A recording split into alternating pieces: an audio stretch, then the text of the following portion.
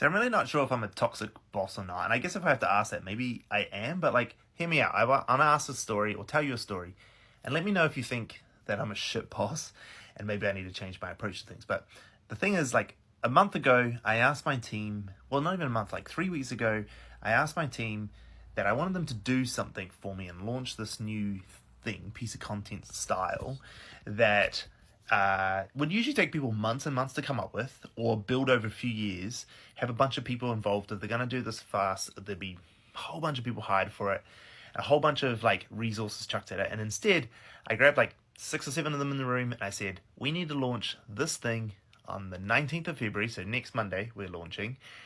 You got to do it amongst all your other work. Like, you get no extra other time, no extra other money. Just like, here's another thing. Go ahead and make this thing happen, right? And so it's a lot of work. Like, they have to do heaps, but I haven't given them any extra time. And I don't know. I think like some of them are a little bit stressed, but also kind of excited because it's a pretty cool idea. And the idea that I have, which I want to share with you, is something that I've seen a lot of other companies do, and it's made them millions of dollars. But also, like, I'm not just doing it for the money. Like, I don't want to sell out of this. I want to use this thing as a tool for other stuff. But it's email newsletters. Like, who would have thought they're still huge? But like, hear me out for a second. Like, I still subscribe to a whole bunch, which made me realize that, well, yeah, maybe they are still a thing, right? Like, I've still got 5 or 6, maybe 7 email newsletters that I subscribe to and I read all the time. So I was like, well, fuck, if I'm doing that to that many, then heaps of people must be doing it, right? And so, anyway, I wanted to make a daily newsletter. It comes out every single day. It talks to all the stuff that we do as a company, like how we doing what we do on social media, how we think about it, what we do from a strategy perspective, all the stuff that we do that we know is good information that people pay us for, and like we just give it to people in this daily newsletter, right?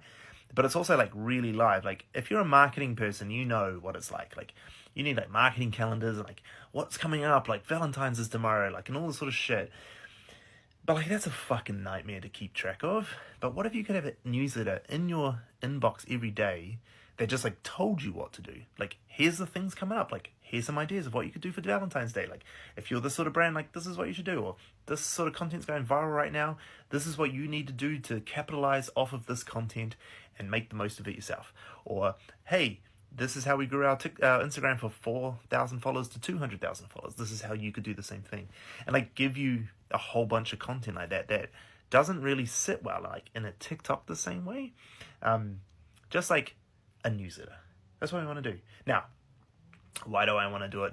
I don't want to just give people shit, right? Like, I'm not a fucking charity and I got to pay all these people that are doing it. But I think in time, like, it allows us as like a vehicle for us to take our audiences from one platform, push them into other platforms.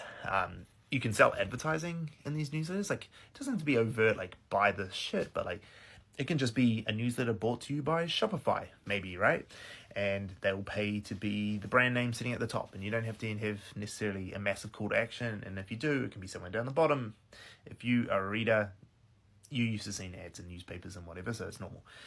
So there are ways of doing that. And look, like, not all that money goes to me. Like, maybe I'm a toxic boss because I'm making people do more work just to benefit from it long term, but like, I'm not really making them do any extra hours. Like, they don't have to work. They still work 9 to 5 or 8:30 to 5 every day. So it's not like doing any more. They just got to find out how to do more in the time that they have.